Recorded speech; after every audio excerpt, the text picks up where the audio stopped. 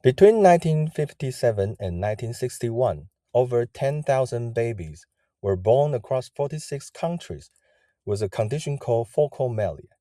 Their arms and legs shortened or completely absent, little hands growing directly from their shoulders. The cause?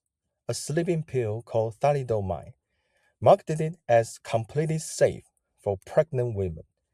Germany saw 5,000 cases, Britain thousands more, Australia, Japan, Canada devastated. But one country was almost entirely spared.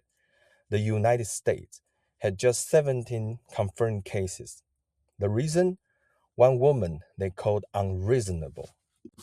1936, a young Canadian woman, then Frances Oldham, received a letter from the University of Chicago offering her a graduate position. It was addressed to Mr. Oldham.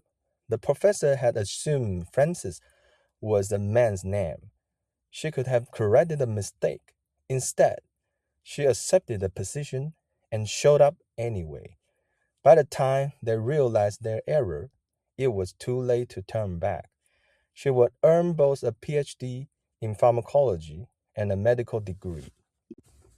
Her doctoral research wasn't glamorous, but it was prophetic. Frances studied how quinine-like anti-malarial drugs affected rabbit embryos. She discovered something troubling. Drugs that seemed safe in adult animals could cause devastating harm to developing fetuses.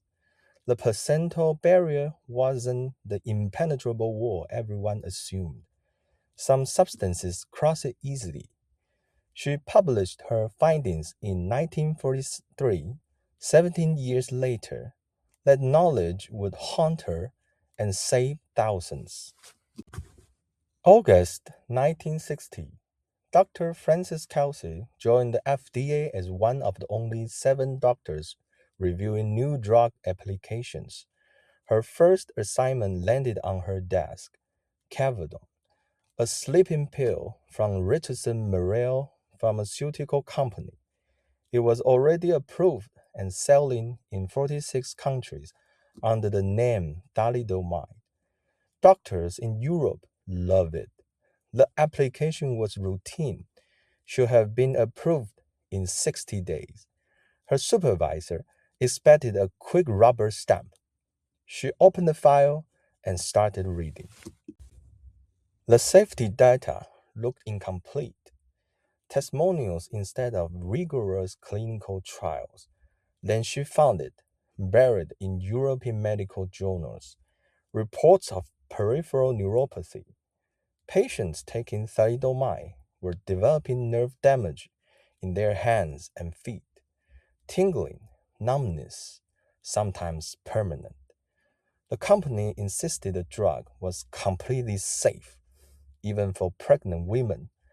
But Kelsey remembered her rabbit studies. If this drug damaged nerves in adults, what was it doing to developing fetuses? She picked up her pen and wrote one word across the application: rejected. Richardson Merrell resubmitted with new data. She rejected again. Insufficient evidence. They submitted a third time. Rejected. Fourth time. Rejected. This wasn't personal. She simply wanted proof the drug was safe. Real proof. Clinical studies. Proper data. The company had made $200 million in Europe. The American market was worth even more. And one doctor in Washington kept saying no. 14 months, 6 rejections. More than 50 office visits from company representatives. Phone calls at work, phone calls at home. They called her stubborn and unreasonable, a bureaucratic nitpicker. They brought in senior executives to pressure her. They went over her head, complaining to her supervisors that she was blocking a proven, safe medication. Her boss, Ralph Smith, could have overruled her. it would have been easier. Instead, he begged her completely. You're the medical officer on this, he told her. It's your decision. So she kept refusing. While Kelsey held the line in Washington, hospitals across Europe filled with tragedy. Mothers who had taken one sleeping pill, just one, during early pregnancy, their babies born without arms, without legs, tiny hands attached to shoulders, feet growing from hips. By late 1961, doctors were seeing hundreds of cases. A German pediatrician named Whitkin Lenz made the connection in November. The common factor, thalidomide. The drug was pulled from markets worldwide. 10,000 children. Some countries saw an entire generation affected.